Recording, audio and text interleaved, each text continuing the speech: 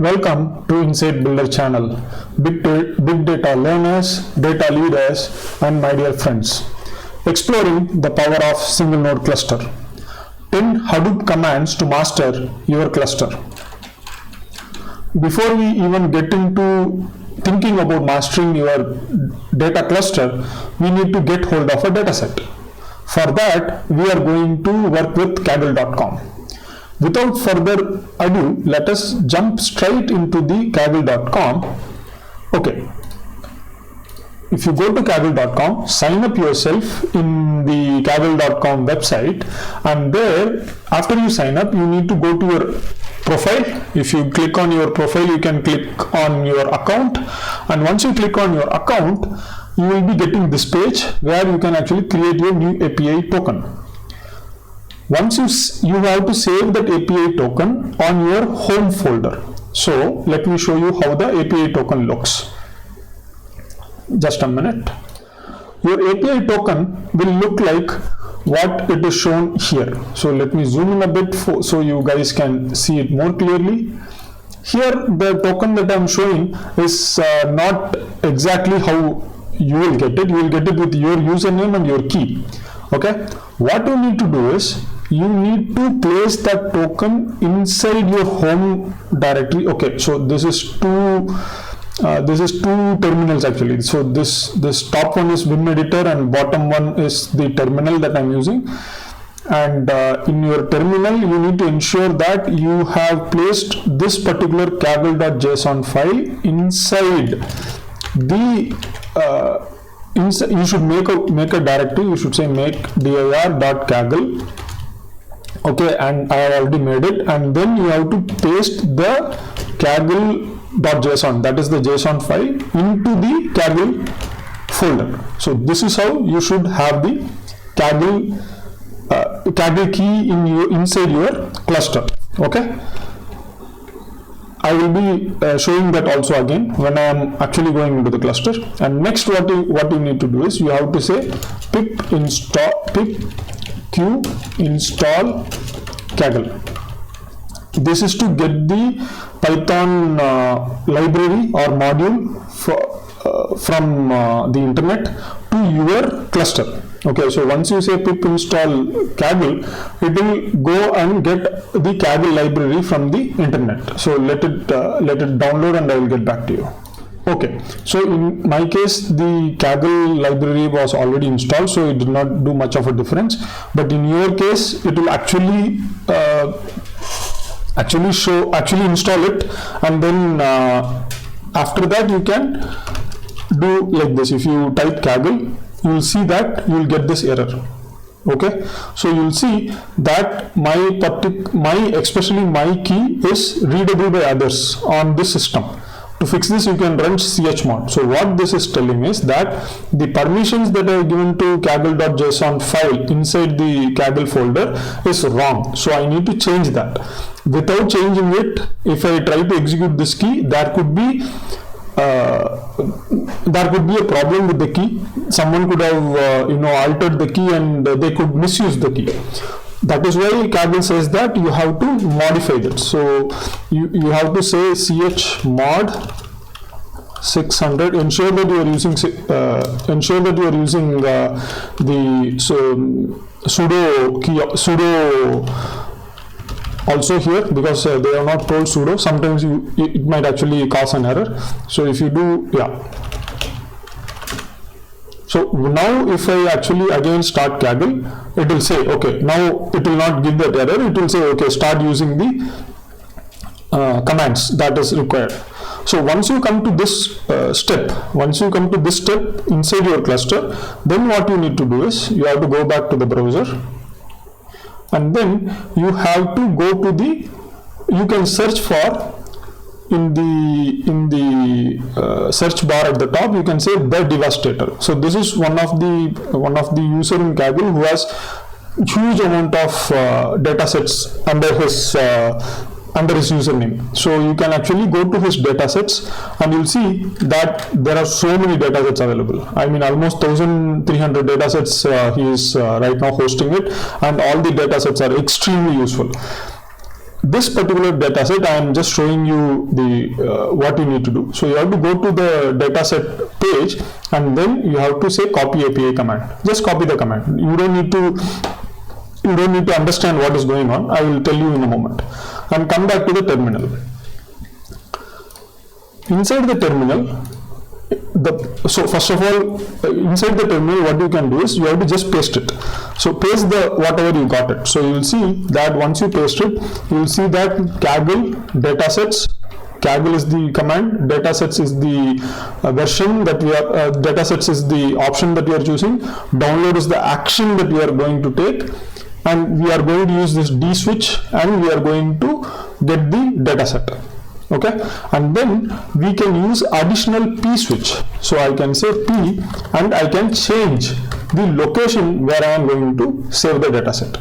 Okay, so try this command out, and once you try this command out, I am going to try it in the location where I have all my datasets available, so that it will be easier for you guys to understand. So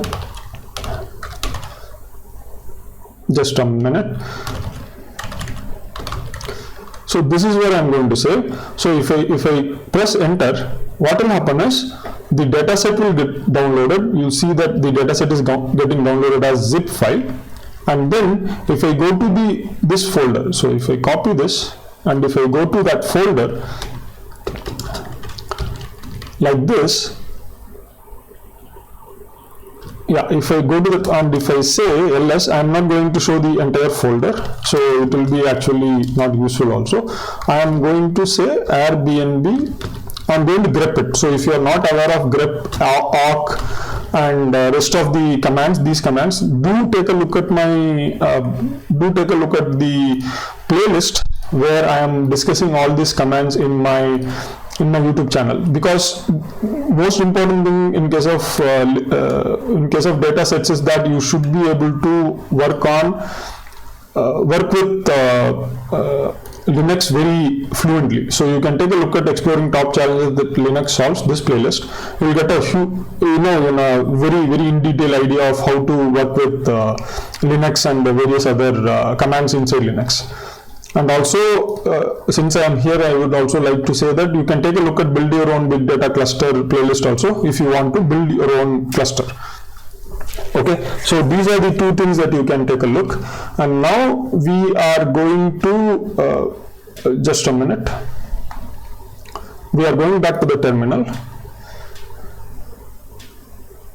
And in the terminal, I am going to use grep command, and you will see that Airbnb prices in European city.zip is already available. So you can unzip it and you can start using it. Okay. Now we are going to go to the cluster and we are going to do the same thing. So that will be faster there. So I am going to start my cluster now. I am using AWS EC2, and I already have the cluster that I built earlier, and I am going to come to the instance state. I am redoing it. I had a internet issue. I am going to come to the instance state, and I am going to say start instance, and once the instance has started, you will get the connect option here. Okay, and take the connect option from that particular option and come back to your terminal. So I'll be doing that in a moment. So the cluster is up and running now. I can click on connect and I can go to the SSH client and copy this SSH key. So if you are new to Linux, if you are new to SSH, etc., the Linux playlist that I showed to you walks through it in detail. So take a look at that, and then you can come here. And also, if you have not got your own big data cluster, it's just 2 to 3 hours of activity. Once you get to understand it, then you can have your own cluster. Let us go back to the terminal.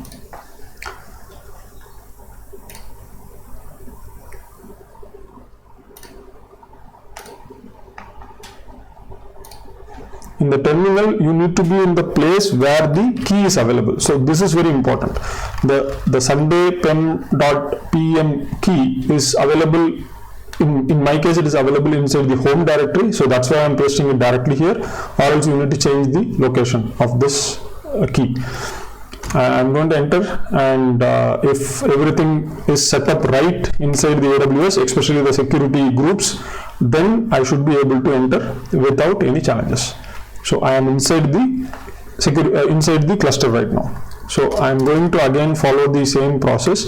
The quiet key, the pip -q is actually ensuring that none of the commands that is executed for installing this library, it is actually not showing it. So you see that it's not showing it.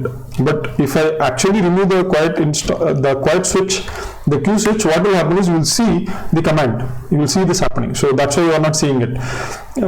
So I have the Kaggle library installed. Now I need to create, so I say mkdir. So I am following the same process that I showed you, because you will have to do it inside your cluster. Last time I showed it in my local machine, so I am showing it now in this particular cluster. And in case of the cluster, you need to have the Vim editor. So you must have some knowledge about how to use Vim editor.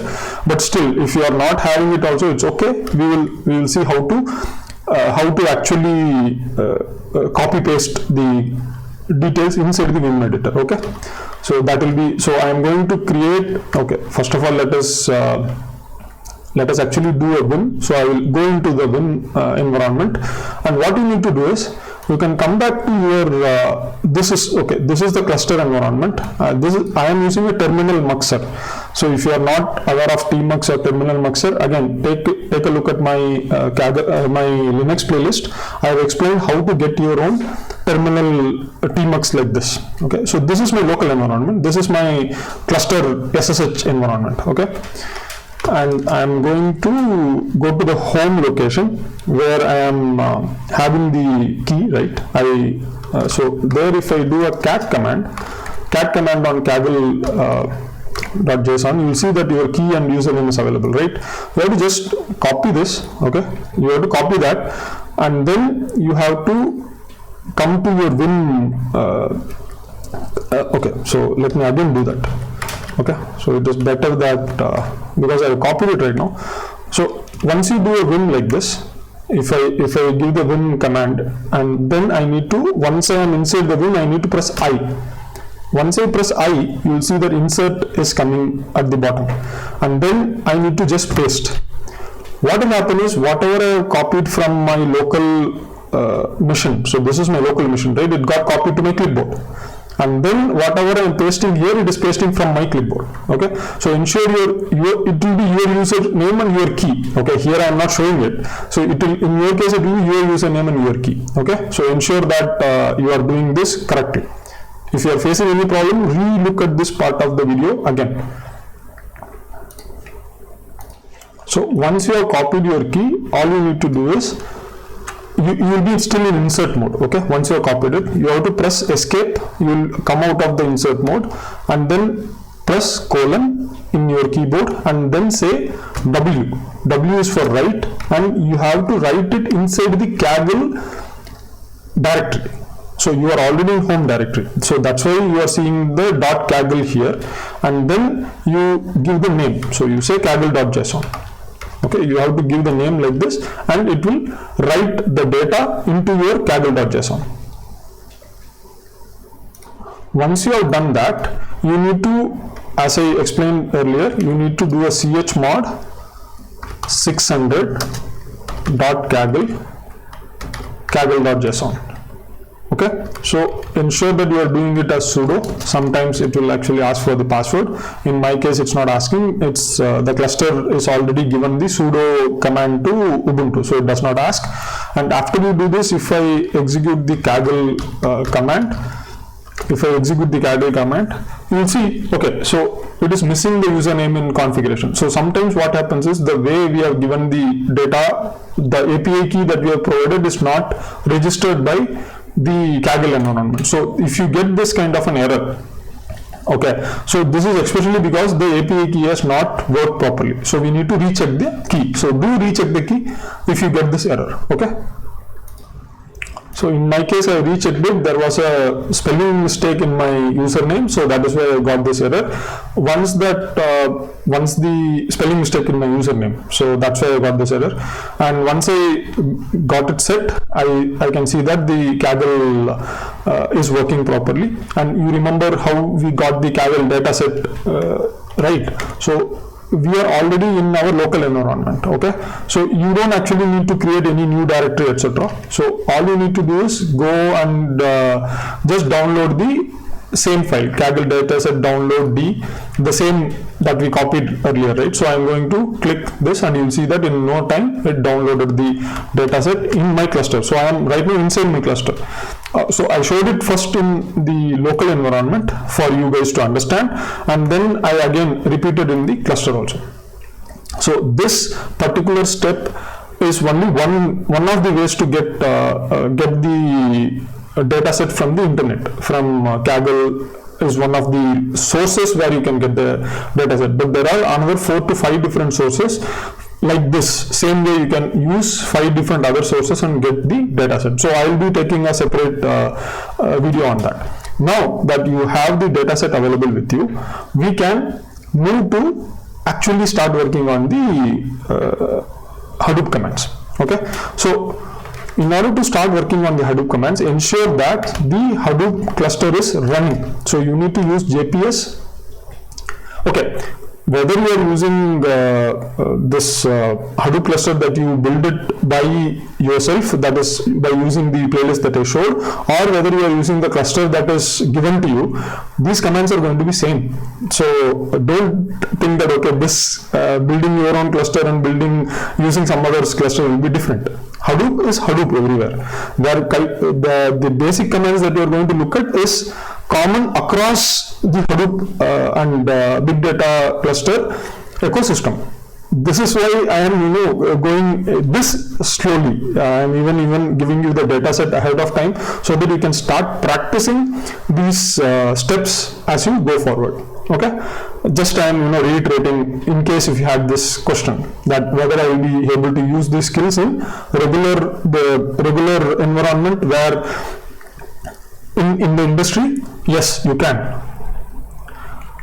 I am going to start excuse me, I am going to start the DFS, that is distributed file system, right now. So if you had seen the earlier videos how to build the data cluster, you will be knowing how to set it up and do all this stuff.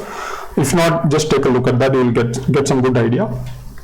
I am going to start the DFS, and after that I need to start the yarn. And also before I actually go forward, I also need to start the Docker Postgres database. So all these things are already installed in this cluster. So I can just go ahead and do it. It will start everything. Okay, and once the cluster has started properly, once you are going to close down the cluster, so once you have completed all your commands and practice, the point is that you have to do the same thing in the reverse order. So you have to stop the Docker, using Docker stop BYOB, it will stop the Docker. Then you have to stop the yarn first. So you started yarn second, right? So you have to stop yarn first using stop yarn, and then you have to stop the DFS. So this is how you have to stop it. So just in case I am reiterating it, because the main intention of of this particular series of commands is that you practice continuously. So this is very, very important, guys, that the way the environment is set, first I am discussing how to set the environment, and then discussing how to work on the data sets, how to work with the cluster. The reason why I am doing all this in a cohesive way is that you can actually start, because I am doing it as if I am actually starting a new cluster, right? The same thing you can practice and at your side, if you are facing any challenges, you can actually comment back to me, and I can guide you where, if you get stuck. And also do leave a like. So if you like this content, do leave a like so that I will be able to understanding whether my content is good. And second is subscribe to my channel. So I will be continuing a series of videos on big data and big data commands like Hadoop, Spark, and start working with PySpark. The intention again is to practice. Okay, so ensure that you can practice using these commands. So come step by step, and now that let us go to the terminal back. So we have the cluster running. Now we can actually start working on HDFS commands. So HDFS, DFS. So before we start working on the commands, let me go back to the browser again. So okay, anyway, I am in the terminal. Let me do a HDFS, DFS help. So if I do HDFS, DFS help, you'll see I'm going to reduce my reduce the host environment so that you can see this cluster environment more clearly. So I'm going to pipe out. So this is a pipe symbol. So I'm going to pipe out the output of HDFS, DFS help into more, so that it will I can actually scroll through the. So you see the usage. So you see the more command here. This is because I am piping it to the more. So HDFS also can be mentioned as Hadoop. So Hadoop FS or HDFS DFS. So both are aliases. So you can use both the ways. And you'll see you can do a lot of things here. So we are going to look at most of these commands in this presentation. So you see from the beginning of cat, chmod, chown, copy from local, copy to local, cp, and also if you look at it, make dir, all these commands we are going to take a look. I will be showing you what these commands do also, and then we can actually practice these things with the data set that we got. Right, so the point of getting the data set was to actually help you to practice. So let us go back to the presentation again. If you see when I started the cluster when I started the cluster inside the terminal, you saw that there were a couple of things called as name node, secondary name node, resource manager, etc. So what happens in case of cluster? There are three different types of nodes. One is the client or gateway nodes. The other is the master node. That is where you are actually SSH into. So whatever we are right now controlling is the master node, because we have only one node. It's a single node cluster. But in reality, in industry, there will be multi-node cluster. So it can range from 2 to 10 to 15 nodes also. So setting up such a huge cluster starts with a single node as usual, and after that it's more about configuration. And there are various other activities that is involved in setting up such a huge cluster. So I'm just giving you the overview of what is going on. So we are working with the master node, but there is other kinds of node that we are not going to touch right now. You don't need to worry about that. I'm just giving you a heads up. The commands that you are going to use. So I spoke about HDFS is the main command to manage all the components, and DFS is a sub command that we manage the files. Okay, and then we start working on the user. So if you want to change the user to HDFS, you can do it using this command, sudo -u HDFS. All these are going to be in small case, lowercase. Here for the visibility, I have made it as uppercase. In the command line, we will be using only lowercase. Keep this in your mind. So ls, mkdir, chown, all this lsdir. So here it is it's a file system command I'm just introducing. So this command has these things linked actually. This is from copy to from local or to local. So you may be wondering, okay, what is local? Let me go back to the terminal again. In the terminal, if you see, there are two different locations inside the cluster right now. So if I do a simple ls, okay, you will see that all the files inside inside my home directory pops out. If I do HDFS, DFS, and do an ls, you will see that I am actually getting completely different result. You see this? when I do a simple ls, you saw everything that is available in the local file system or Linux file system. When I do HDFS DFS ls, I am getting the details inside the Ubuntu. So if I actually, there is actually a folder called as user. So if I do this, if I do HDFS DFS -ls and the root itself will be totally different. So, and the same way, if I go and do an ls in ls command here like this, you will see my Linux root is totally different. This is what I want you guys to understand. So the HDFS DFS, I mean the cluster root is completely different from the Linux root. Okay, Linux is called local and cluster is called as the actual cluster, right? Copy from local and copy to local. Now you must be able to understand. So copy from local is that you are going to copy from the local environment, that is from Linux environment into the cluster environment. And then copy to local is from cluster environment, you are going to move into Linux environment. Okay. So keep this in mind. That is, looking at the cluster like this is very important for you guys to understand. Let us go back to the presentation. This is the command that, so all these commands I will be executing in the next video. So I am just introducing it because it's almost 25 minutes.